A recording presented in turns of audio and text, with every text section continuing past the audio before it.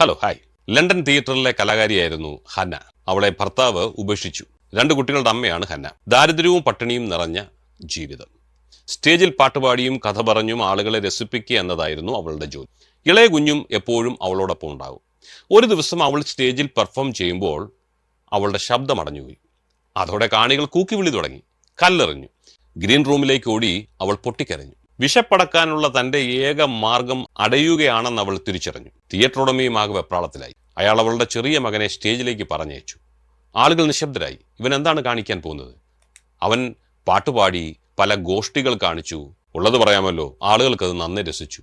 അവർ സന്തോഷത്തോടെ കൈയടിച്ചു. മുൻപ് കൂക്കി വിളിച്ചവർ ഇപ്പോൾ ഇതാ മകനെ കണ്ട് കൈയടിക്കുന്നു. അമ്മ അപമാനിക്കപ്പെട്ട അതേ വേദിയിൽ അന്ന് ജനിച്ചത് തന്റെ അഭിനയ തികവിലൂടെ ലോകത്തെ കൊടുകുട ചിരിപ്പിച്ച അതുല്യ പ്രതിഭ ചാർലി ചാപ്ലിൻ ആയിരുന്നു. ചാർലി ചാപ്ലിൻ എന്ന് പറയുമ്പോൾ നിങ്ങൾക്ക് മനസ്സിലാവും. ചാർലി ചാപ്ലിൻ ഒരിക്കലും ഇങ്ങനെ പറഞ്ഞു, എന്നെ വെറുക്കുന്നവരെ വെറുക്കുവാൻ എനിക്ക് സമയമില്ല, കാരണം ഞാൻ എന്നെ സ്നേഹിക്കുന്നവരെ സ്നേഹിക്കാനുള്ള തിരക്കിലാണ്. അതായിരുന്നു ചാർലി ചാപ്ലിൻ. ഒരു വഴി അടയുമ്പോൾ മറ്റു വഴികൾ നമുക്ക് വേണ്ടി തുറക്കപ്പെടും. നമ്മുടെ മുമ്പിലുള്ള നമ്മളുടെ മക്കൾ, സ്നേഹിതർ, ഇവരിലെല്ലാം നമുക്ക് വേണ്ടി അത്ഭുതം ഒളിഞ്ഞു കിടപ്പുണ്ട്. ഏറ്റവും കൂടുതൽ നിന്ദിക്കപ്പെടുന്നവരാണ് ഏറ്റവും കൂടുതൽ മാനിക്കപ്പെടുന്നത്. അതിന് കുറച്ച് സമയമെടുക്കുമെന്ന് മാത്രം. മറ്റുള്ളവരെക്കാൾ അതിനുവേണ്ടി നമ്മൾ കാത്തിരിക്കേണ്ടി വന്നേക്കാം. എത്ര ചെറിയ സുഷിരങ്ങളിലൂടെയും പ്രകാശവും വായുവും അകത്ത് കയറും. നമ്മൾ നിൽക്കുന്നിടത്ത് തന്നെ ചില അത്ഭുതങ്ങൾ കാണാൻ നമുക്കൊരുങ്ങാം. ഒരു വഴി അടയുമ്പോൾ മറ്റു പല വഴികൾ നമുക്ക് വേണ്ടി തുറക്കപ്പെടാം.